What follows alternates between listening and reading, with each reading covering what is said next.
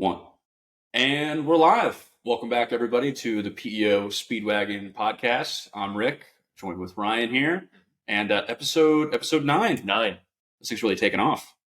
Almost at 10. I think we have to have some kind of celebration for 10. We'll get that started. Okay. Yeah. We'll get the party planning committee on it. Maybe intro music. That'll be 10.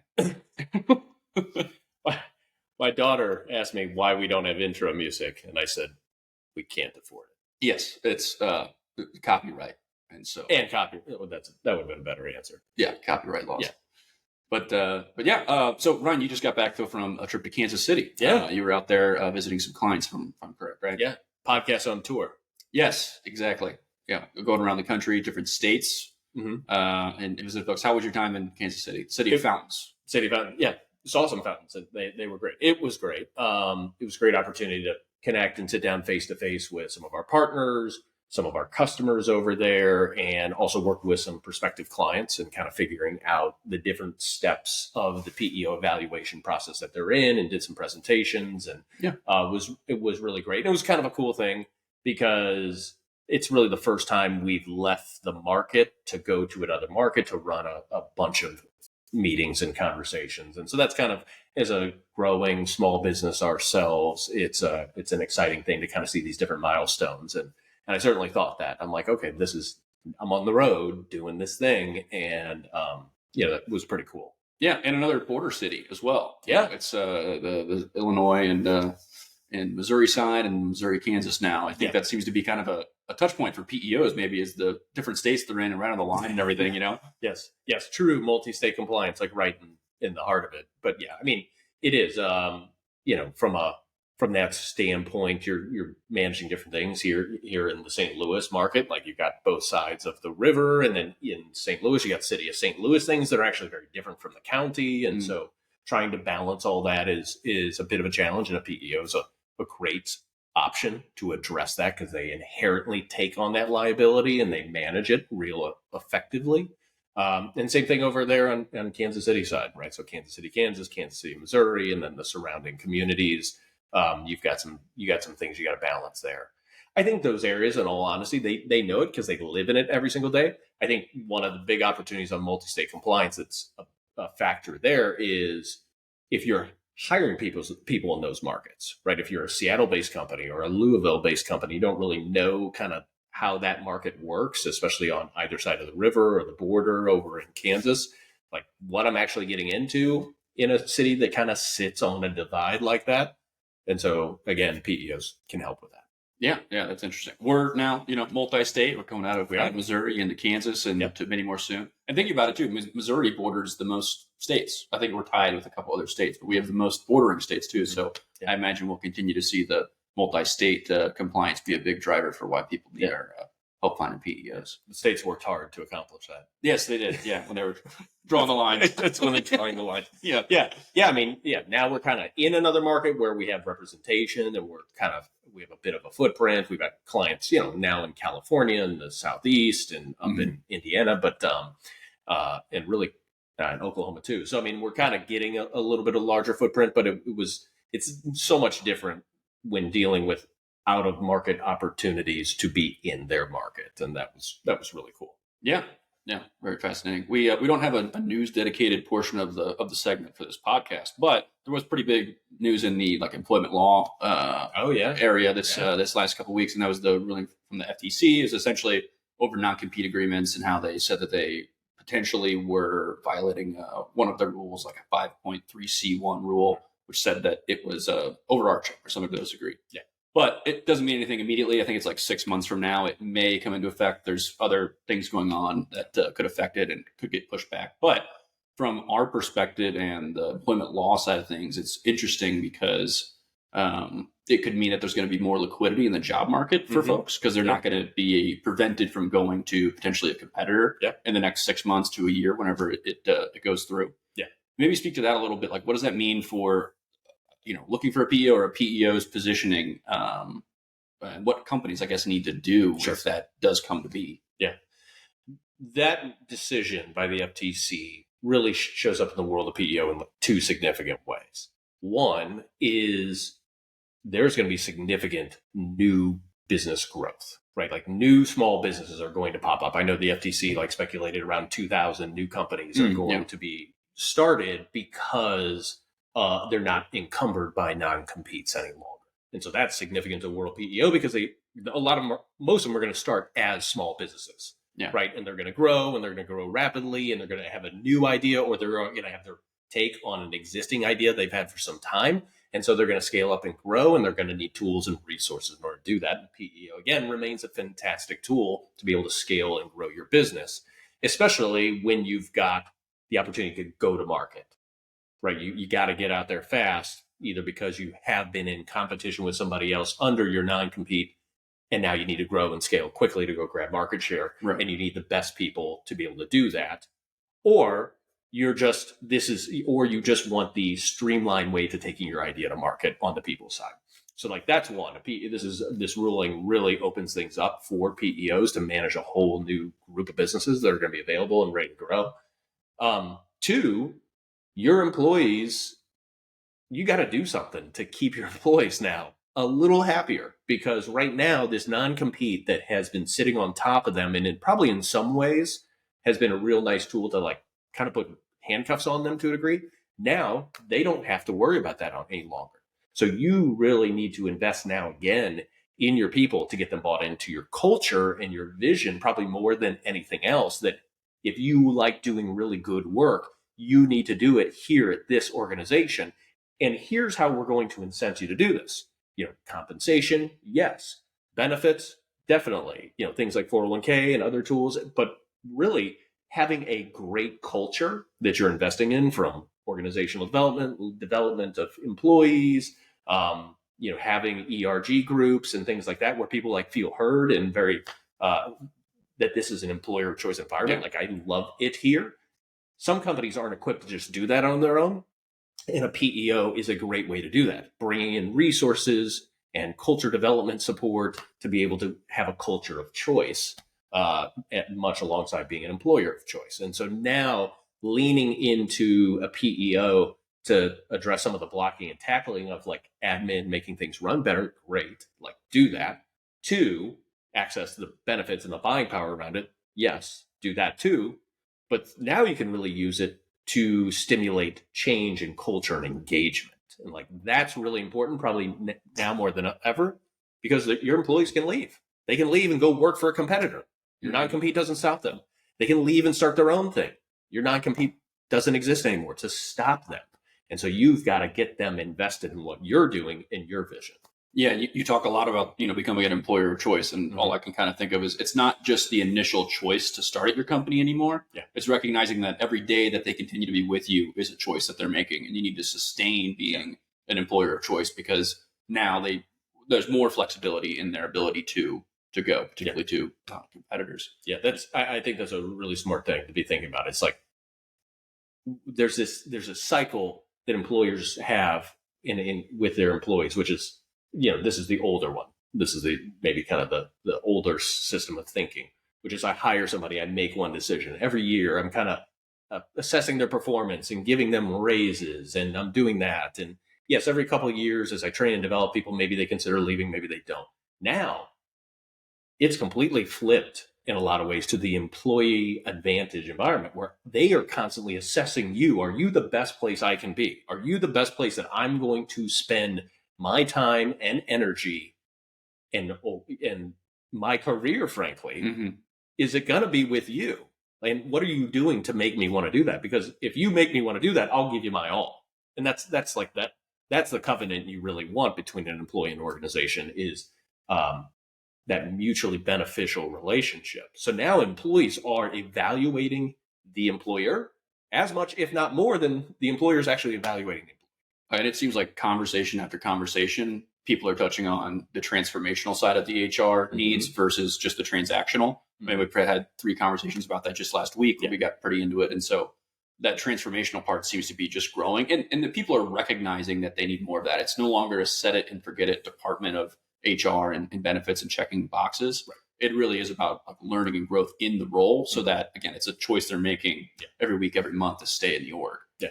No, it's very true. And it's never been more present. And this ruling kind of reinforces that.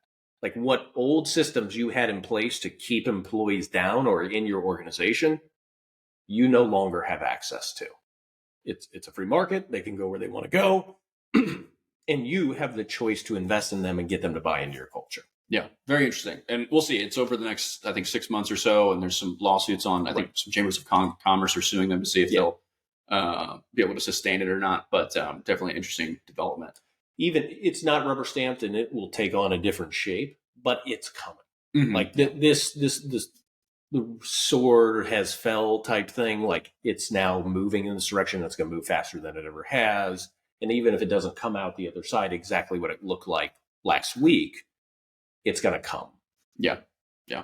Talking a little bit about transformational HR, and I guess how can folks evaluate if they're going out there to try to find transformational HR in different in the PEO that might be the right fit for them? Sorry, you have a massive spider on the floor. Well, that's terrifying. We'll scoot it away. We'll grab it after. Out of the way. Look at that. Yeah. Wow. I have to call in our spider expert. No, I was going to say our executive producer to maybe do something about this because he is coming towards me. Okay. We'll keep going. And now on the personal side of the podcast, I have crippling arachnophobia. So I may be looking down the rest of the time until he gets swept. You're good. He kind of froze up, so you should be fine. Fantastic. Yeah. My question was, there's a lot going on in what the needs are for an organization to have this transformational HR.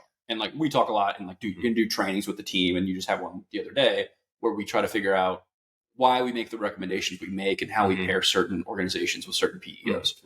Talk a little bit, I guess, about how someone can try to make this evaluation on their own and a little insight into like how you make these recommendations and really some of the training that we ran through recently. Yeah. It's interesting because there are lots of common services across all PEOs, right? There's your blocking and tackling I mentioned before, payroll, benefits, workers' comp, 401k, and they're pretty much all there across the board. Yeah. What is commonly said is all there across the board is our ability to transform your organization through the lens of HR, through training, leadership development, recruiting, organizational planning, culture development. And that is not true. I mean, it just isn't true. It exists in PEOs, but it does not exist in all PEOs. But they're fairly consistent in communicating some sort of branding strategy and some sort of service model around transformational HR. So it's the one that's really hard to determine, like, how am I going to get that? Does this PEO give it to me? And like, is it actually going to help me transform my organization? Yeah. Or is it, I'm going to get job aids or templates and things like that, that really I could have got on my own. And the way to identify it is to talk to the service people at the PEO, right? So you want to know these service people and you want to know how they're organized. So some PEOs don't have service teams or dedicated service teams where it's going to be an extension of your business. And that's okay. You just won't get transformational HR. I want to kind of time out there. That's fine that they don't have that. It's just transformational HR is not what you're going to get. Inside the concept of transformational HR, you're going to want a dedicated service team. You're going to want a consistent HR person who is going to become an extension of your business, understand the culture, understand how training and onboarding, employee development looks like, and it can help you work with you to build upon it, right? Mm-hmm. Take it from wherever it is now to wherever it is you want to go. So having continuity in that person and a person who understands the culture is critical. 2, that organization is going to need to have tools and resources built into their HRIS system, like a learning management system, like a selection of courseware, 4,000, 10,000 online courses, broad-based skills, soft skills like leadership development, or technical skills, right? Like computer programming and everything else. So like they need to have that to be able to administer that, because if they don't have that, then you're going to have to go buy it on your own outside of the PEO, or you're going to have to work from a very limited light model of courses. So they can't really design course pathways to develop your organization. And then 3, you need what I would describe as they don't have to be HR, but they got to be someone in the area of leadership and organizational development based, where they can incorporate all of this into your greater overarching culture. We've spent enough time talking about culture, and that's definitely in the area of transformational HR. If I want my people to become more invested, I want them to feel supported, I want them to feel like they got better here, that's got to tie back to the culture, and that's got to be lived and breathed through mission and values. And so somebody who can help facilitate for a business owner and an executive team what that's going to look like, and take their concepts and put that onto a whiteboard or into documents and help them carry that forward, and then tie the appropriate resources in from the PEO to be able to support that vision and mission. And so you've got to have continuity in the service team. There has to be a service team. You have to have multiple members. So not just a payroll specialist, not just a benefit specialist, but also an HR specialist, a leadership and training specialist, probably an account manager. So multiple people who can touch your organization. If they aren't there, or that model isn't set up that way, they really can't do transformational HR. Yeah. Interesting. So let's say, for instance, somebody's looking for a PEO, like they're out on their own, they've evaluated a couple of them. You're almost saying they should call and ask some of those questions, essentially, of like, tell me about your service model. Who do I have contact with? And go through those kinds of, I mean, I'm sure that's part of the explanation of it as they go through the evaluation of services, but really dig in deep to be like, what if my main contact's not there? Like, what is then the backup plan? And like go a level deeper to understand how many, I guess we'll say, consultants they have on staff for them. Right. Yeah, I would certainly ask, like, what does your service team model look like? Yeah. What are your services? Like, what would you say you can do in these areas? Describe it. Ask for stories. Like, tell me, now that you say you have it, now that you say it's within your service model, give me some examples, some clients that you have done work like this. It doesn't have to be the same industry. That's always a rough question, because it's like you don't, not one PEO works in one space. So like, to have a story that in the same industry, this is more of a disclaimer for prospective customers of PEO. Like, it's tough and it's not necessary. It's about what they can do, not if they did it in your industry. But ask for stories. Where have you done this? What has the impact been?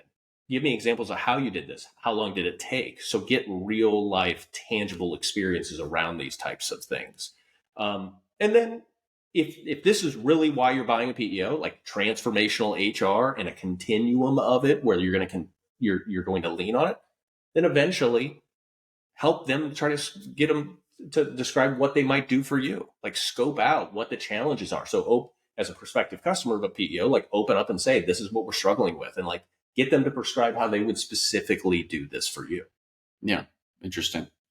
Yeah. I mean, having those conversations with them and then just trying to actually dive into the services that they're going to deliver seems like kind of the main way to go. And we, of course, recommend people to certain PEOs, whenever they've come and met with us, and we've had our full sort of understanding of their organization. Tell me a little bit about, I guess, the process and some of the training that we went over on how we make these recommendations and evaluations. Yeah. I mean, so the training we went through, was really breaking it down into looking at an organization and outlining their needs and priorities. So for us, it's not only do I need this, but like, where do I stack rank it in terms of other needs? Mm-hmm. Because some PEOs can hit some of these needs, but not in the prioritization ranking that is most important to it. So we talked through kind of like, okay, what are our pillars of our model? And so for us, when we start to assess, we really look at four things. We look at, what is the capability of their technology? Is it good? Is it robust? Is there a good UI, UX? But also, can it integrate and do a lot where the employer can stay in that environment and largely do everything?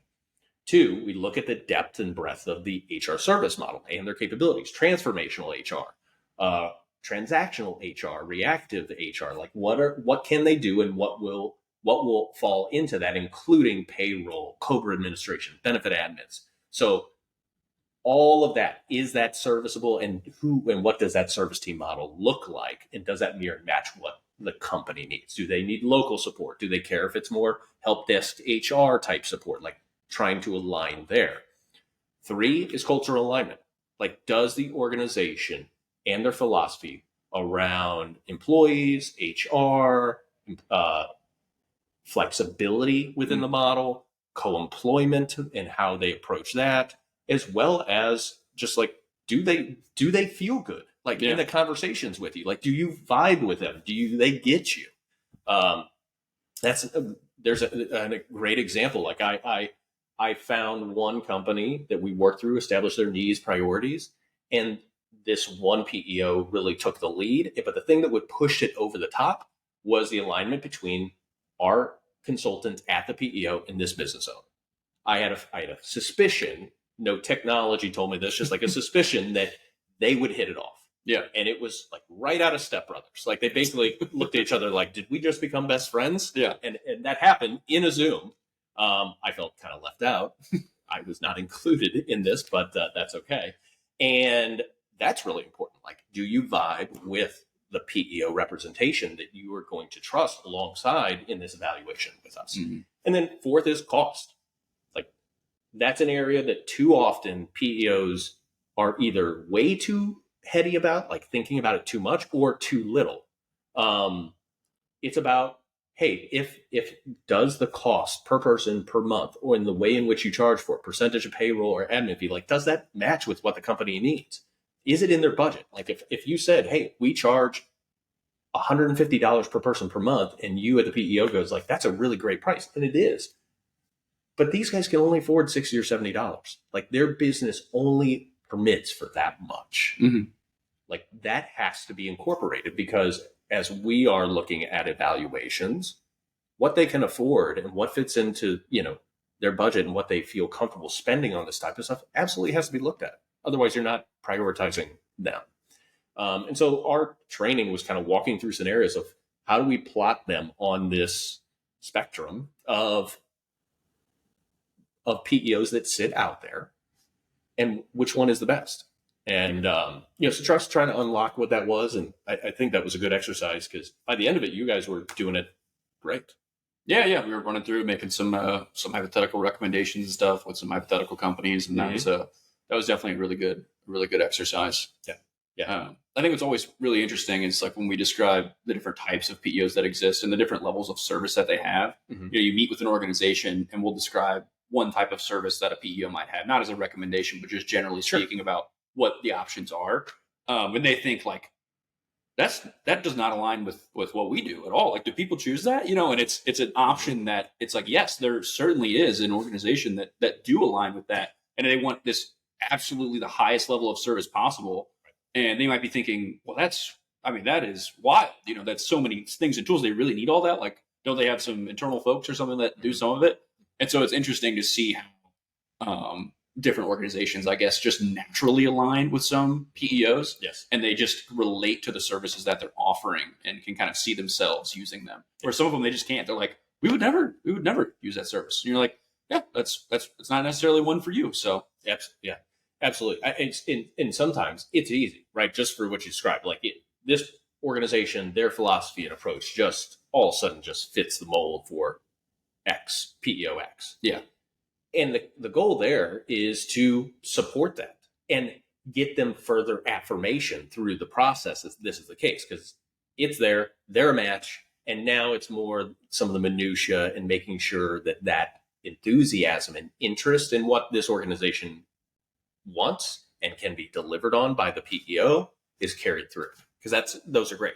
The other ones are when when a PEO doesn't need a whole lot, a customer doesn't need a whole lot from a PEO, to right size them to the one that will give them their services. And they don't, and again, every PEO presents largely everything they do at the onset, but to really kind of just drill down to what the core pieces you need to address the needs that you ultimately have. So yeah, I think that's our job. Yeah. And if people choose to not go and, find a PEO on their own and, look around and meet with different folks, they can certainly use a PEO consultant or PEO broker, such as ourselves. Mm-hmm. What are some questions folks should kind of ask before working with a PEO consultant in the space? One, I'd want to understand their experience. Why are you any good at this? Like, not only where have you been, but like, what did you accomplish in those organizations that brought you to where you are now as a PEO broker or consultant, right? So like, what is your pedigree? Mm-hmm. That's first and foremost, and that's not a novel concept, like, but you should Credibility. credibility is key.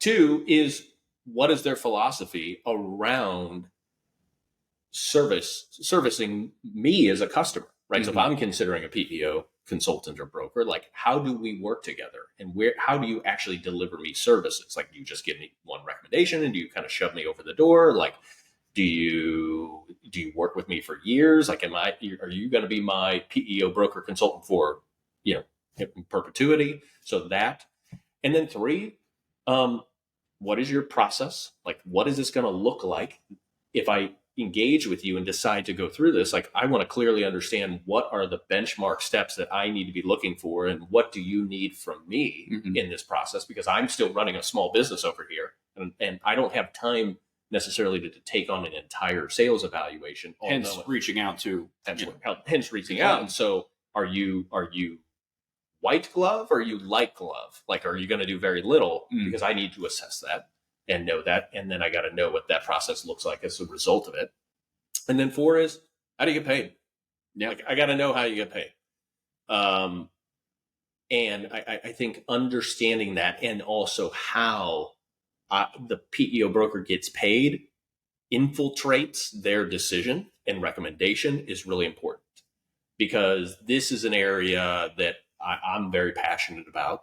We are here at PEOMG, but I am for anybody else, which is, it needs to be unbiased.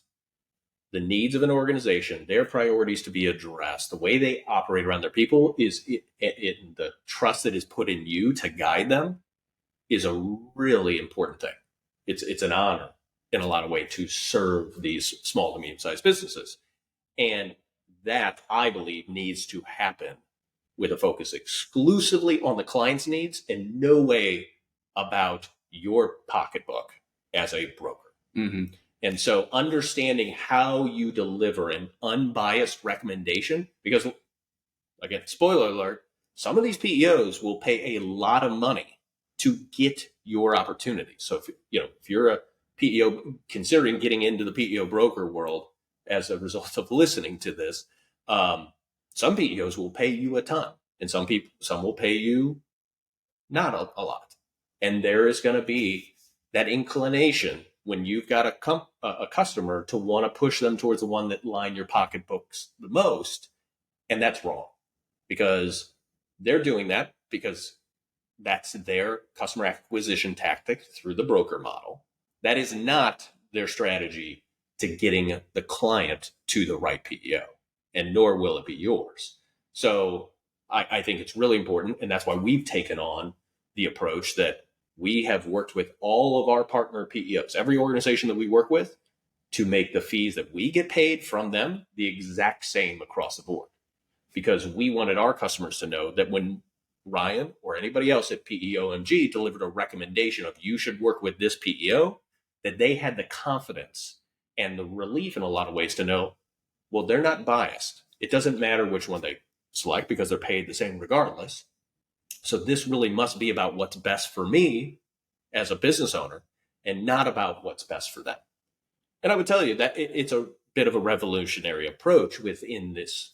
We're the only ones that are doing it. Yeah. So, and that's been really important. That has bred a lot of confidence in our recommendations to our customers. That's helped us to grow much faster, because we do that, and we make that very public, and we make it very transparent throughout the decision-making process, that we are paid the same, regardless of the PEO, regardless of the services that are ultimately leveraged to create a customer's tailored HR environment.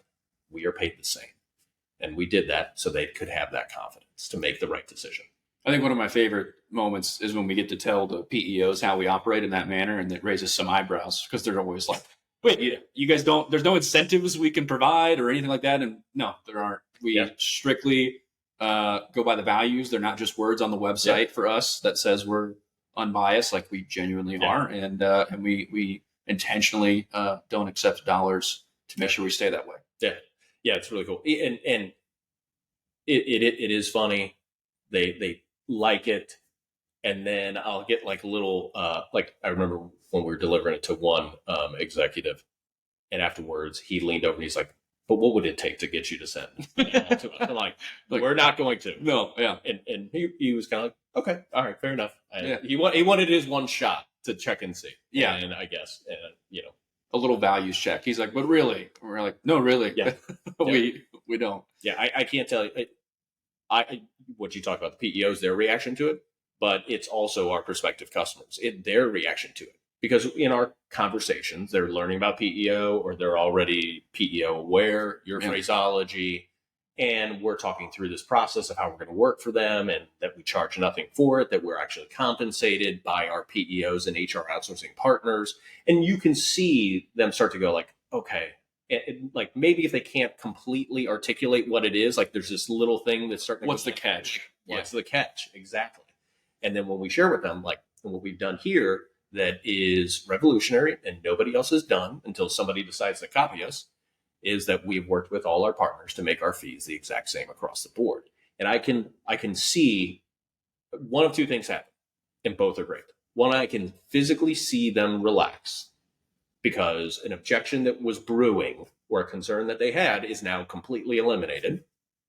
Or they go, "That's really cool. I've never heard of that before." Yeah. And so we get about 50-50 of both. And like I said, either is a really awesome outcome. No, it's a fantastic experience to be able to say that and and truly mean it and not just kind of utter the words that were unbiased, but actually stand by it and act on it too, and put our money where our mouth is, as one PEO told us. Yeah, it is, and it feels good. It feels good, and the reward for theoretically making less money, and we have because we've taken less than we otherwise could have gotten based on other PEOs compensation models, is the trust of our clients. Yeah. Like our clients move towards us at a much faster rate because they're not watching over their back to see if we're going to slide them to this PEO because that's where we're going to make the most money. Yeah. And if our mission truly is to increase that success equation of every small to medium-sized business that we possibly can, this is the way you do it. You don't do it by favoring certain PEOs over others. You do it by having an unbiased recommendation process. No. So and we won't. It's pretty cool. That's it, ladies and gentlemen. This guy is getting close, so we might need. Yeah, that's. Are you wrapping it up? Spider's still crawling. Ladies and gentlemen, thanks for listening. Thanks for tuning in to episode 9. Episode 9. The PEO Speedwagon. Thank you, Wagoneers, for tuning in. And our special guest down here. 8-legged guest.